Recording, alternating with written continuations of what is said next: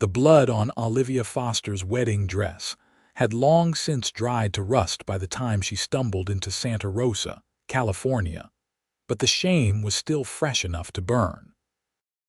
She had loved Marcus Thorne with every foolish piece of her heart, and he had repaid that devotion by stealing her father's savings, shooting her brother in the shoulder during his escape, and leaving her reputation in tatters across 3 counties.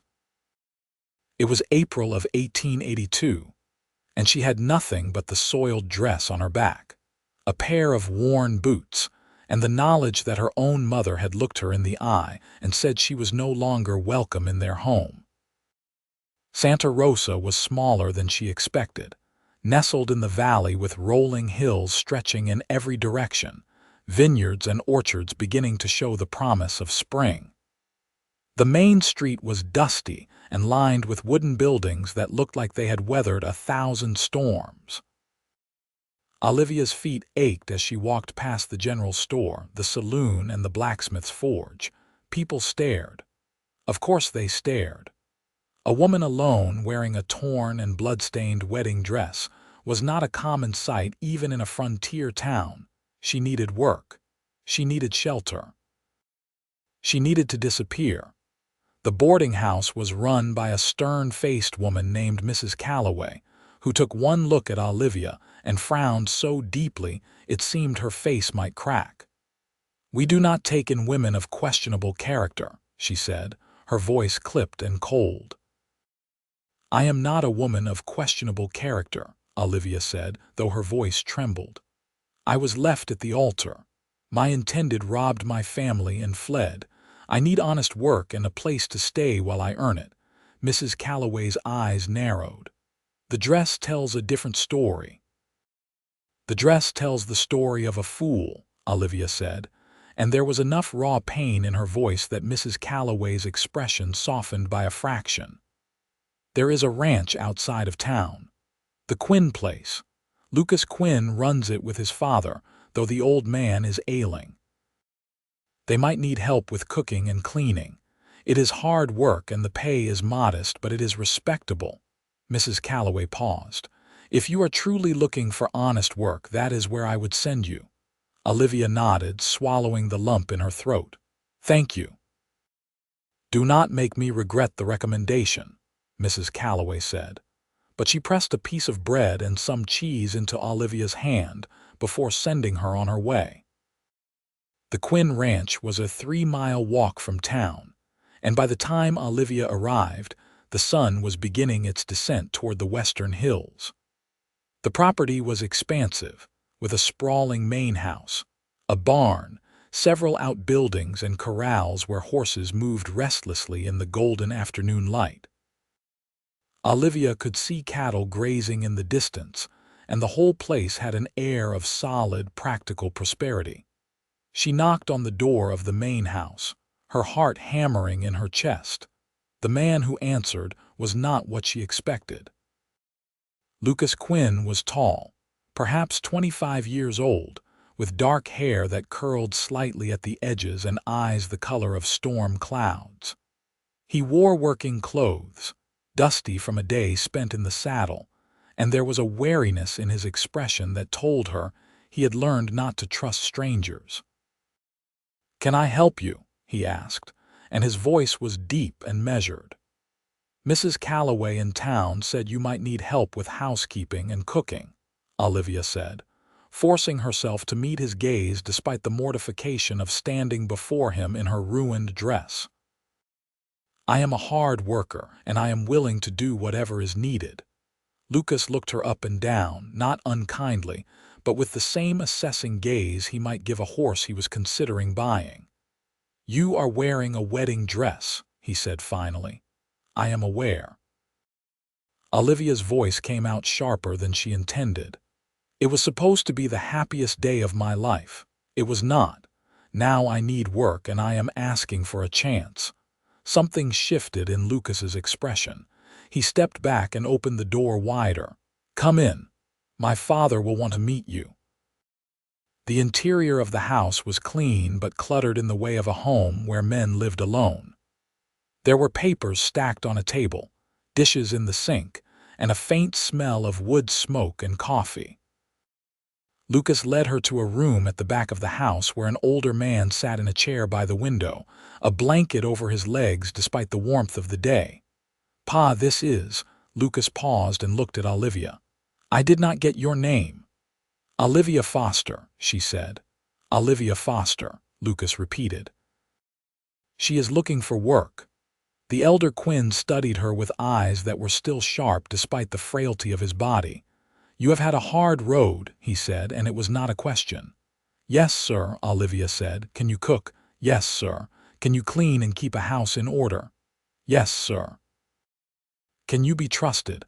Olivia hesitated, thinking of Marcus, of how thoroughly he had betrayed her trust. "I can be trusted," she said quietly.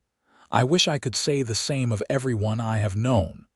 The elder Quinn nodded slowly. "We will give you a trial. 2 weeks. You will have a room in the back of the house, 3 meals a day and a small wage. If it works out, we will discuss a longer arrangement." Relief flooded through Olivia so powerfully that her knees nearly buckled. "Thank you," she whispered. "Thank you so much." Lucas showed her to a small room at the back of the house. It had a narrow bed, a washstand, and a window that looked out over the hills. It was the most beautiful thing Olivia had ever seen. "There is water for washing," Lucas said, gesturing to a pitcher on the stand. "Supper is usually around 6. Do not worry about cooking tonight. You can start tomorrow." "I can cook tonight," Olivia said quickly. "Please, I want to earn my keep." Lucas looked at her for a long moment, and she saw something in his eyes that might have been respect. "All right," he said. "There is bacon and beans in the pantry, flour for biscuits. Nothing fancy." "I can manage that," Olivia said. He nodded and left her alone. Olivia stood in the small room and let herself breathe for the first time in days. She peeled off the wedding dress, wadded it into a ball, and shoved it under the bed. She washed her face and hands, scraped her hair back into a bun, and borrowed a simple work dress that hung on a peg on the wall. It was too large, clearly meant for a man to wear over his clothes on cold days, but it was clean and it covered her. Then she went to the kitchen and set to work. Cooking was something she knew, something she could control. She fried the bacon until it was crisp, cooked the beans with a bit of molasses and mustard to give them flavor, and mixed up biscuits that came out of the oven golden and steaming. By the time Lucas came in from the barn, the table was set and the food was ready. He stopped in the doorway, surprise clear on his face. "This smells incredible," he said. "It is just bacon and beans," Olivia said, but she felt a flush of pride. "It has been a long time since this house smelled like a home," Lucas said quietly. They ate together, Olivia, Lucas, and his father, who had been helped to the table by his son. The elder Quinn did not say much, but he ate 2 biscuits and nodded his approval. Lucas asked her a few careful questions about where she was from, and Olivia told him the truth, or at least the parts of it that mattered. She had grown up in a town 2 counties over, the daughter of a shopkeeper. She had been engaged to a man who seemed respectable, who had courted her properly and asked her father's blessing. On the day of the wedding, he had taken the money her father had saved for their future, shot her brother when he tried to stop him, and disappeared. "My family blames me," Olivia said, staring at her plate. "They say I should have known what kind of man he was. They say I brought shame on them." "That is not fair," Lucas said, and there was a hard edge to his voice. "Fair or not, it is the truth," Olivia said. "I have nowhere to go. So I came here and I am asking for a chance to start over." Lucas met her gaze. "You have that chance," he said. "For what it is worth, I do not think you should be blamed for another man's sins." Olivia felt tears prick at her eyes, but she blinked them back. "Thank you," she said. The days that followed fell into a rhythm. Olivia woke before dawn to start the fire and make breakfast. She cooked, she cleaned, she mended clothes and did laundry. She tended to the elder Quinn, bringing him tea and sitting with him when he wanted company. The work was hard, but it was honest, and for the first time in weeks, Olivia felt like she could breathe. Lucas was kind but distant. He spent his days working the ranch, mending fences and tending cattle, breaking horses and handling the 1,000 tasks that came with running a large operation. He spoke to Olivia politely, thanked her for her work, but there was a wall between them that she did not know how to breach. It was the elder Quinn who told her why. "My son has a careful heart," he said one afternoon as Olivia sat with him by the window. "He loved a woman once, or thought he did. She was the daughter of a banker in San Francisco. She promised to marry him, to come here and build a life. But when she saw the ranch, saw the work and the dust and the isolation, she changed her mind. She told him he was a fool to think she would waste her life in the middle of nowhere." "That must have hurt him," Olivia said quietly. "It did," the elder Quinn said. "He has not let anyone close since. He works, and he takes care of me, and he keeps his heart locked up tight." Olivia thought about that as she went about her work. She thought about the way Lucas looked at her sometimes, like he wanted to say something but could not find the words. She thought about the way he had defended her to his father, the way he had given her a chance when no one else would. She wanted to know him. She wanted to understand the man behind the careful walls. Her opportunity came on a warm evening in late April. Olivia had finished the supper dishes and stepped outside to get some air. The sun was setting, painting the sky in shades of orange and pink, and the air smelled of grass and wildflowers. She walked toward the corrals where Lucas was working with a young horse, a beautiful bay mare with a white star on her forehead. "She is lovely," Olivia said, leaning on the fence. Lucas looked up, startled, then smiled slightly. "She is stubborn," he said, "but she has potential." "Most worthwhile things are stubborn," Olivia said. Lucas laughed, a sound that seemed to surprise him. "That is true enough." He led the mare over to the fence, and Olivia reached out to stroke her nose. The horse snuffled at her hand, curious. "You are good with horses," Lucas said. "My father had a horse when I was young," Olivia said. "I used to help him care for it. I liked the work." "You like hard work in general, it seems," Lucas said. "My father is very pleased with you. He says the house has not been so well kept in years." "I am grateful for the chance," Olivia said. "You and your father have been kinder to me than I deserved." "You deserve kindness," Lucas said, and there was an intensity in his voice that made her look up. "You deserve to be treated with respect. What happened to you was not your fault." Olivia felt her throat tighten. "Thank you," she whispered. They stood in silence for a moment, watching the sun sink lower. Then Lucas said, "Can I ask you something, of course? Do you regret loving him, the man who left you?" Olivia thought about it, really thought about it. "I regret trusting him," she said slowly. "I regret not seeing the signs that he was not who he claimed to be. But I do not regret loving him because at the time I thought he was worth it. I thought he was good and kind and honest. I was wrong, but the love I felt was real. Does that make sense?" "It does," Lucas said. "I think that is the bravest thing I have ever heard." "Brave?" Olivia shook her head. "It was foolish." "No," Lucas said firmly. "It takes courage to love someone, to open your heart even when you know it might get broken. It takes courage to keep going after it does." He paused.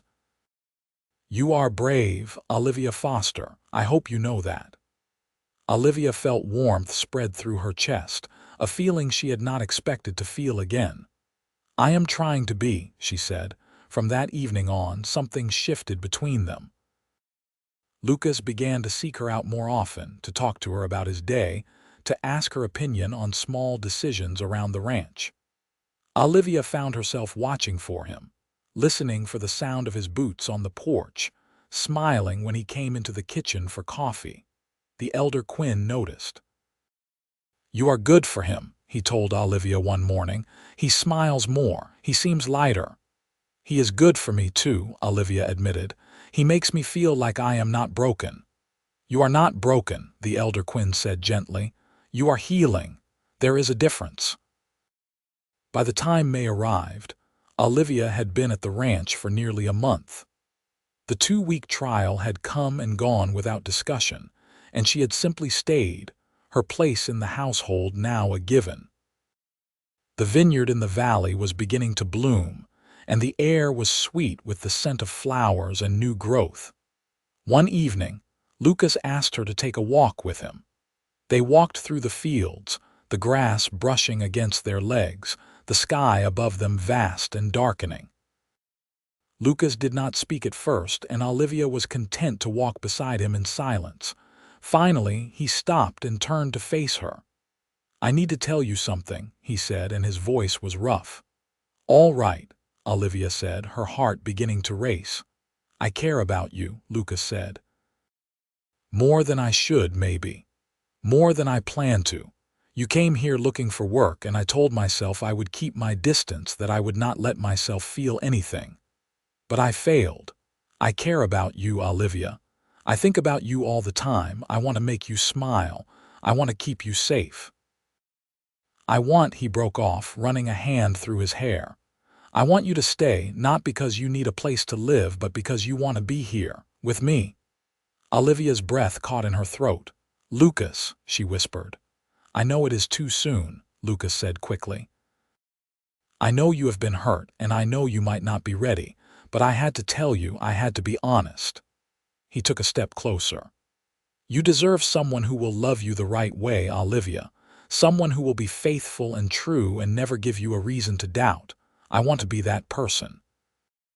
If you will let me. Tears spilled down Olivia's cheeks, but they were not tears of sadness. I care about you too, she said, her voice shaking. I did not think I would ever feel this way again. I thought my heart was too damaged, too wary, but you have been so kind, so patient. You have made me feel safe. You have made me feel seen. Then give me a chance, Lucas said, and he reached out to take her hands in his. Give us a chance. I promise I will not waste it. Olivia looked up at him, at the earnestness in his eyes, at the way he held her hands like they were something precious. She thought about Marcus, about the way he had lied and charmed and betrayed. And then she thought about Lucas, about the way he had given her work when she had nothing, the way he had defended her, the way he looked at her like she was the most important person in the world. Yes, she said. Yes, I will give us a chance. Lucas smiled, a brilliant, unguarded smile that transformed his face. He pulled her into his arms, holding her close, and Olivia leaned into him, feeling the steady beat of his heart against her cheek. I will not let you down, he murmured into her hair. I swear it. I believe you, Olivia said, and she meant it. The weeks that followed were the happiest Olivia could remember. Lucas courted her properly, with all the care and attention she had once thought she was receiving from Marcus, but now realized had been a pale imitation. Lucas brought her wildflowers from the fields. He taught her to ride the bay mare, laughing when she nearly fell off and catching her before she could. He sat with her on the porch in the evenings, talking about everything and nothing, his hand warm in hers. The elder Quinn watched them with quiet satisfaction. You are good together, he told them one night at supper. You balance each other. We do, Lucas agreed, looking at Olivia with such warmth that she felt her cheeks flush. But happiness, Olivia was learning, was never without complications. In early June, a stranger arrived at the ranch. He was a rough-looking man with a scar across his cheek and eyes that were too sharp, too calculating. He rode up to the house just as Olivia was hanging laundry, and he tipped his hat to her in a way that made her skin crawl. Afternoon, miss, he said. I am looking for a woman named Olivia Foster. I was told she might be working at this ranch. Olivia's blood ran cold. Who is asking? She said, trying to keep her voice steady. Name is Jim Carver, the man said. I am a friend of Marcus Thorne. Olivia felt the world tilt.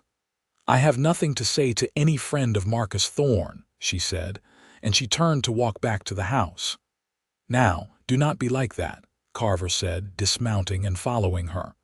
Marcus is in a bit of trouble and he thought you might be able to help him out. He thought wrong, Olivia said, her voice shaking with anger. He says you owe him, Carver said, and there was an edge to his voice now. He says you were in on the whole thing, that you helped him plan it. Olivia spun around. That is a lie, she said. Marcus robbed my family and left me with nothing. I had no part in it. That is not what he is telling people, Carver said with a cold smile. He is saying you were his partner, that you helped him get the money. There is a warrant out for you in your old county. The words hit Olivia like a physical blow. No, she whispered. No, that is not true. True or not, it is what people believe, Carver said. But Marcus is willing to make it go away. He just needs a little favor from you first. What kind of favor? Olivia asked, though she already knew she would not like the answer. There is a payroll coming through Santa Rosa in a few weeks, Carver said. Marcus wants information on when and where it will be. He figures you are friendly with folks in town by now, that you could find out. Absolutely not, Olivia said. I will not help him rob anyone else. Carver's smile vanished. Then you will hang for the robbery he already committed, he said. Your choice, miss. Before Olivia could respond, Lucas's voice cut through the air like a whip. Get off my property. Carver turned to see Lucas striding toward them, his face set in hard lines. This is a private conversation, Carver said. This is my property and you are not welcome here, Lucas said. He stopped beside Olivia and she could feel the tension radiating off him. Whatever lies Marcus Thorne is spreading, they have no power here. Olivia is under my protection. Carver looked between them, then shrugged. Suit yourself, he said. But the law will come looking for her eventually, and when they do, you will be harboring a criminal. I said get off my property, Lucas repeated, and this time his hand moved to the gun at his hip. Carver held up his hands in mock surrender, mounted his horse, and rode off without another word. As soon as he was out of sight, Olivia's legs gave out. Lucas caught her, holding her steady. It is all right, he said. You are safe. He is lying, Olivia said desperately. I swear, Lucas, I had nothing to do with what Marcus did. I did not help him. I did not even know he was planning it. I know, Lucas said firmly. I believe you. But what if the law does not? Olivia said, and she could hear the panic in her own voice. What if they come for me? What if they arrest me? Then we will fight it, Lucas said. We will get a lawyer. We will prove your innocence. How? Olivia asked. It is my word against his, and he has already convinced people I was involved. Lucas cupped her face in his hands, making her look at him. Listen to me, he said. I will not let them take you. I will not let them hurt you. We will figure this out together. Olivia wanted to believe him, but the fear was overwhelming. Maybe I should just leave, she said. Maybe it would be easier if I disappeared. No, Lucas said, and his voice was fierce. You are not running. You have done nothing wrong, and I will not let you live your life in hiding because of a man who does not deserve another moment of your thoughts. Despite everything, Olivia felt a flicker of hope. What do we do? She asked. First, we go to the sheriff in Santa Rosa, Lucas said. We tell him what happened, and we make sure he knows the truth before Carver or anyone else can spread more lies. What if he does not believe me? Then we will make him believe you, Lucas said. You are not alone in this, Olivia. You have me. You have my father. You have people who will stand by you. Olivia nodded, trying to steady herself. All right, she said. All right, we will go to the sheriff. They went the next morning, Olivia and Lucas riding into town together. The sheriff was a grizzled man named Tom Brennan, who had been keeping the peace in Santa Rosa for nearly 20 years. He listened to Olivia's story without interruption, his expression unreadable. When she finished, he leaned back in his chair and studied her. "Marcus Thorne is a known criminal," he said finally. "He has pulled this kind of scheme before in other towns, always with a woman who he claims was his partner, always leaving her to take the blame while he disappears with the money." "Then you believe me?" Olivia asked, hardly daring to hope. "I believe you," Brennan said, "but that does not mean the law in your old county will. They issued a warrant based on Thorne's statement, and they will want to see you answer for it." "So what do?" Lucas asked. "We write to them," Brennan said. "We explain the situation, and we provide evidence that you were a victim, not an accomplice.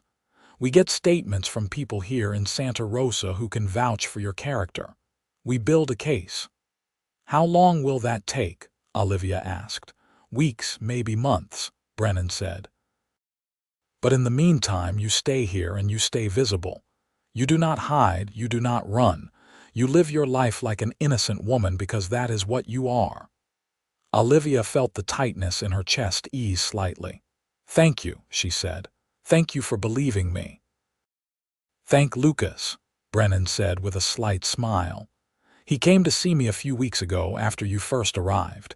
He wanted to make sure I knew your story in case anyone came looking for you." Olivia turned to Lucas, her eyes wide. "You did?" Lucas shrugged, looking uncomfortable. "I wanted to make sure you were protected," he said. "I wanted to make sure people knew the truth." Olivia felt her heart swell. "Thank you," she whispered. Over the next several weeks, they did exactly as Brennan had suggested. Olivia continued to work at the ranch, to shop in town, to attend church on Sundays with Lucas and his father. She met the townspeople, who were curious about her at first but gradually accepted her as one of their own. Mrs. Calloway, the stern boarding house owner, even invited her to tea and apologized for her initial coldness. "You have proven yourself," Mrs. Calloway said. "That is what matters." Lucas was beside her through all of it, steady and unwavering. He introduced her to his friends, spoke of her with pride, and made it clear to anyone who asked that he intended to marry her. "Are you sure?" Olivia asked him one night as they sat on the porch. "I come with so much trouble, so much baggage." "You come with a past," Lucas said. "Everyone has a past. What matters is who you are now, and who you are now is the woman I love." Olivia caught her breath. "You love me." "I love you," Lucas said, taking her hand. "I have loved you for weeks now. Maybe since the first moment I saw you standing at my door in that ridiculous dress, asking for a chance. You are the bravest, kindest, most resilient person I have ever met, and I love you with everything I have." "I love you too," Olivia said, and the words felt like a release, like stepping into sunlight after a long darkness. "I love you, Lucas Quinn." He kissed her then, soft and sweet and full of promise, and Olivia knew that whatever happened, they would face it together. In August, word came from the sheriff in Olivia's old county. Marcus Thorne had been caught trying to pull the same scheme in Nevada, and this time his victim had fought back. He had been arrested, and during questioning, he had admitted that Olivia had nothing to do with the robbery. The warrant for her arrest was rescinded and a letter of apology was sent. Olivia cried when Brennan read her the letter, tears of relief and joy and overwhelming gratitude. "It is over," she said. "It is finally over." "It is over," Lucas agreed, holding her close. "Now we can move forward." He proposed to her that night, under a sky full of stars, with a ring that had belonged to his grandmother. "Will you marry me, Olivia Foster?" he asked. "Will you let me love you the right way for the rest of our lives?" "Yes," Olivia said, laughing and crying at the same time. "Yes, 1,000 times yes." They were married in September in the small church in Santa Rosa, with the whole town in attendance. The elder Quinn gave Olivia away, tears streaming down his weathered face. Mrs. Calloway dabbed at her eyes with a handkerchief. Sheriff Brennan stood in the back, nodding his approval. Olivia wore a simple dress of cream-colored lace, nothing like the ostentatious gown she had worn for her first, failed wedding. This dress was understated and elegant, and it felt like her. Lucas wore a black suit, and when he saw her walking down the aisle, his face lit up with such joy that Olivia thought her heart might burst. "You are beautiful," he whispered as she reached him. "You are everything," she whispered back. The vows they spoke were traditional, but Olivia knew they carried a weight of meaning that went beyond the words. When Lucas promised to love her in sickness and in health, for richer or poorer, she knew he meant it with every fiber of his being. When she promised to honor and cherish him, she knew she was giving him her whole heart, the heart that had been broken and was now healing in his care. "I now pronounce you husband and wife," the preacher said, and Lucas kissed her to the sound of cheers and applause. The reception was held at the ranch, with tables set up under the trees and food prepared by half the women in town. There was music and dancing, laughter and toasts. The elder Quinn stood and raised his glass, his voice shaking but strong. "To my son and his bride," he said. "May you have a long and happy life together, filled with love and laughter and all the blessings this world has to offer." To Lucas and Olivia. The guests echoed, and Olivia felt tears slip down her cheeks again, but these were happy tears, the kind she had never thought she would cry again.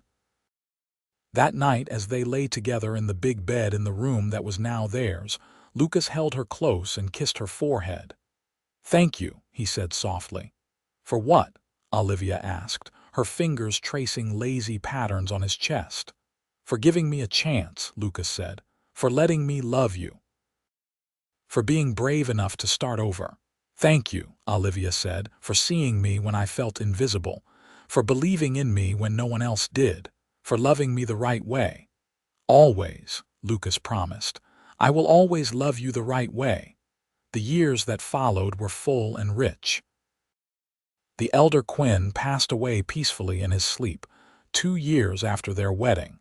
And though they grieved him, they took comfort in knowing he had lived to see his son happy and settled. Olivia had sat with him in his final days, holding his hand and reading to him, and he had told her that she was the daughter he had always hoped for. "You brought my boy back to life," he said. "You gave him a reason to smile again. That is a gift I can never repay." "You gave me a home when I had nothing," Olivia said through her tears. "You gave me a family. That is a gift I can never repay either." "Then we are even," the elder Quinn said with a tired smile, and those were the last words he spoke. They buried him on a hill overlooking the ranch, under an oak tree where he used to sit and watch the sun set.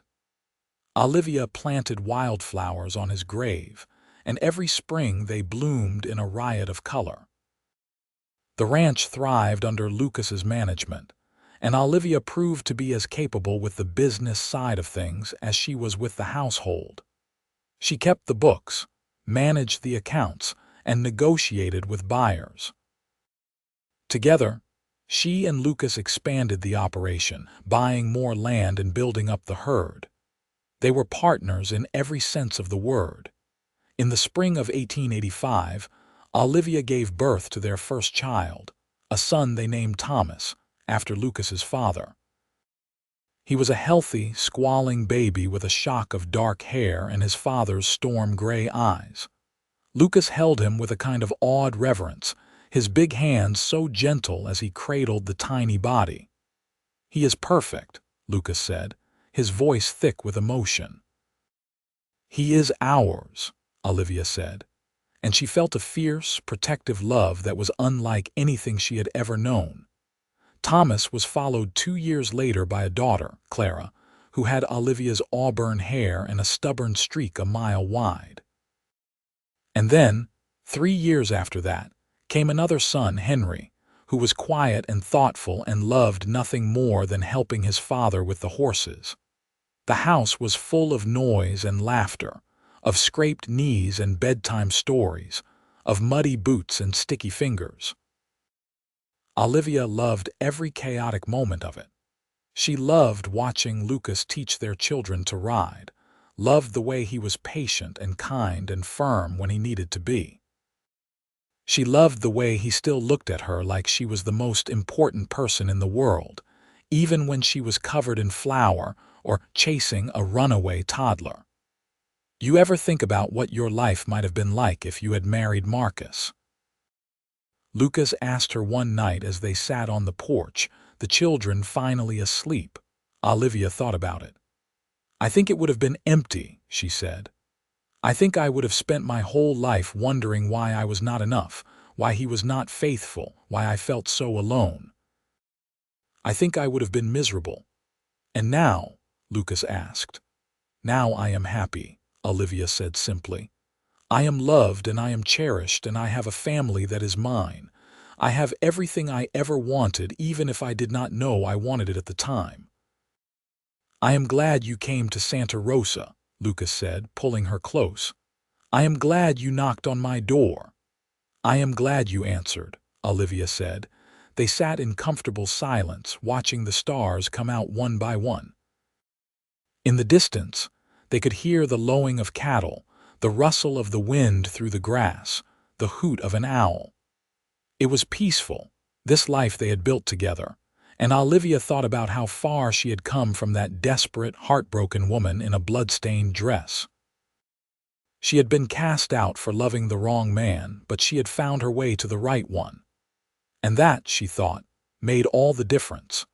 The years continued to pass, marked by the changing seasons and the milestones of their growing family. Thomas grew into a tall, serious young man who loved working the ranch and had his father's way with horses. Clara was bright and curious, always asking questions and getting into mischief. Henry was gentle and artistic, filling the house with sketches and carvings he made from bits of wood. Olivia watched them grow with a mixture of pride and bittersweet nostalgia. She remembered Thomas as a baby, so small and fragile in her arms, and now he was nearly as tall as his father. She remembered Clara's first steps, the way she had toddled across the kitchen floor and fallen into Olivia's waiting arms. She remembered Henry's first word, which had been "Mama," and how her heart had melted. "They are growing up so fast," she said to Lucas one evening. "They are," Lucas agreed. "But we have done well by them. They are good kids." "They are," Olivia said. "I just wish I could freeze time sometimes, keep them little forever." "I know," Lucas said, kissing her temple. "But then we would miss seeing who they become, and I have a feeling they are going to be remarkable." He was right, of course. Thomas took over more and more of the ranch work as Lucas began to slow down, his body feeling the effects of decades of hard labor. Clara announced at 16 that she wanted to go to San Francisco to study teaching, and though it broke Olivia's heart to see her leave, she was proud of her daughter's ambition. Henry stayed close to home, working as a carpenter and helping with the ranch when he was needed. In 1902, when Olivia was 42 years old, she stood on the porch of the ranch and looked out over the land that had been her home for 20 years. So much had changed, and yet so much had stayed the same. The house was still standing, weathered but strong. The barn had been rebuilt twice. The fields were green and lush, the cattle fat and healthy. Lucas came up behind her and wrapped his arms around her waist. "What are you thinking about?" he asked. "I am thinking about how lucky I am," Olivia said. "I am thinking about how different my life could have been."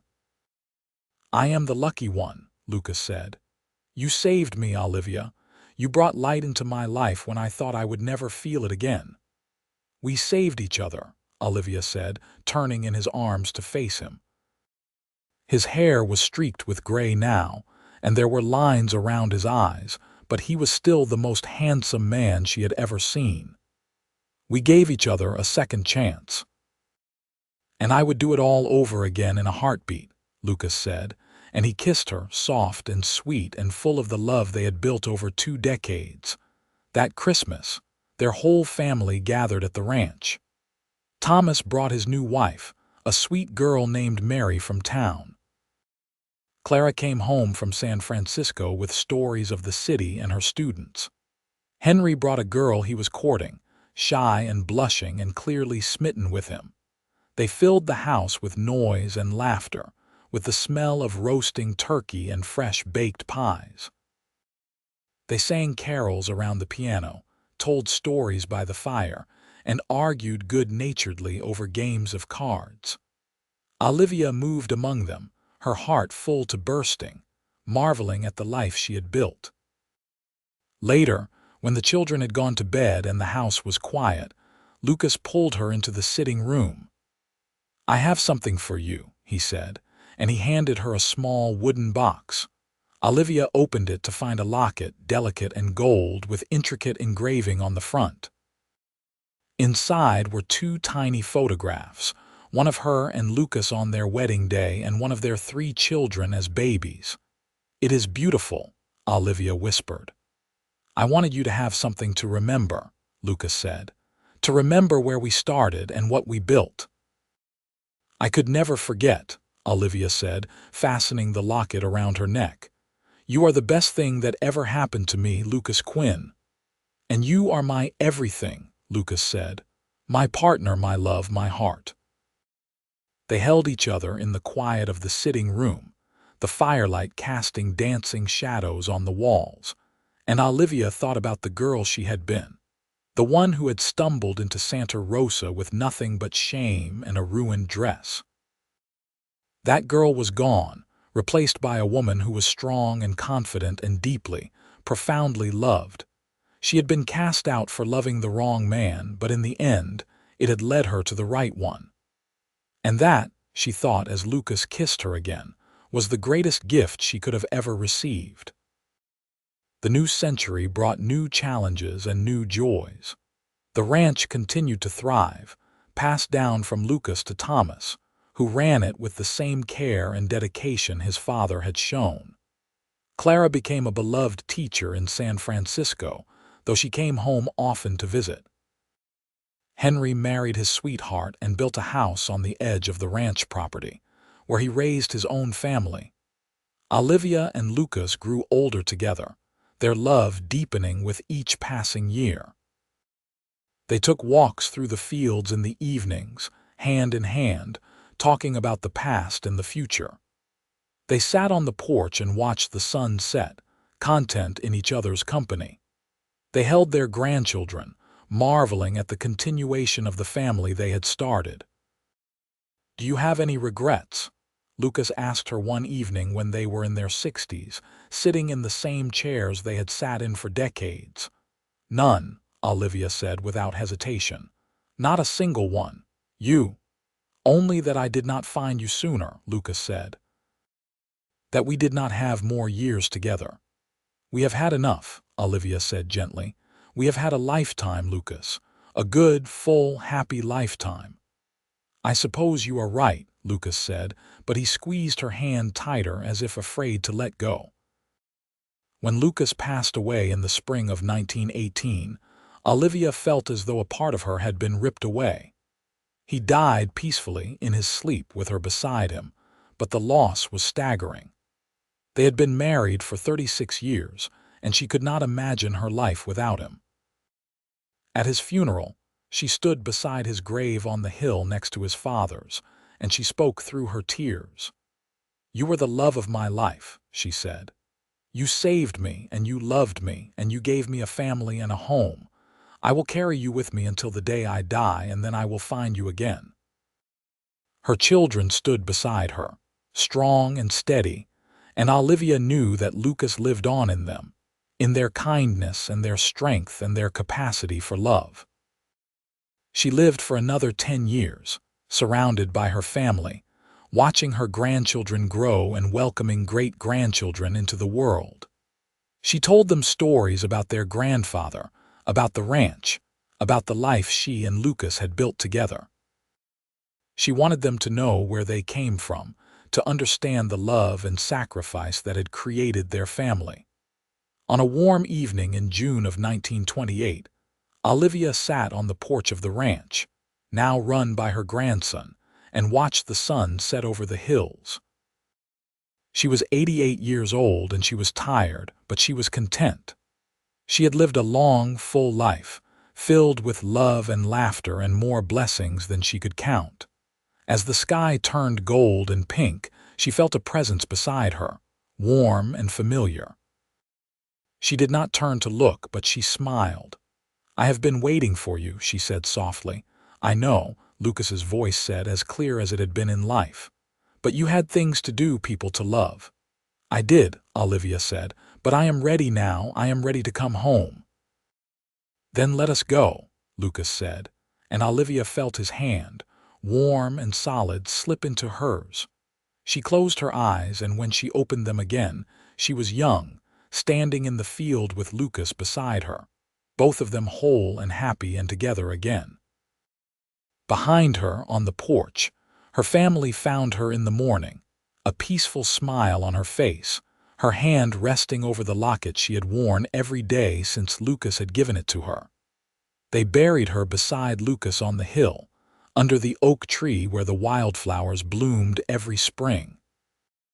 And though they mourned her, they also celebrated her, because Olivia Foster Quinn had lived a life full of love, and that was the greatest legacy anyone could leave. The ranch continued, generation after generation, and the story of Olivia and Lucas was passed down, a reminder that even when life cast you out and broke your heart, love could find you again. Real love, true love, the kind that lasted forever. She had been cast out for loving the wrong man, but a cowboy had said, "Love me the right way," and she had. And in doing so, she had found not just love, but a home, a family, and a life that was richer and more beautiful than anything she had ever imagined.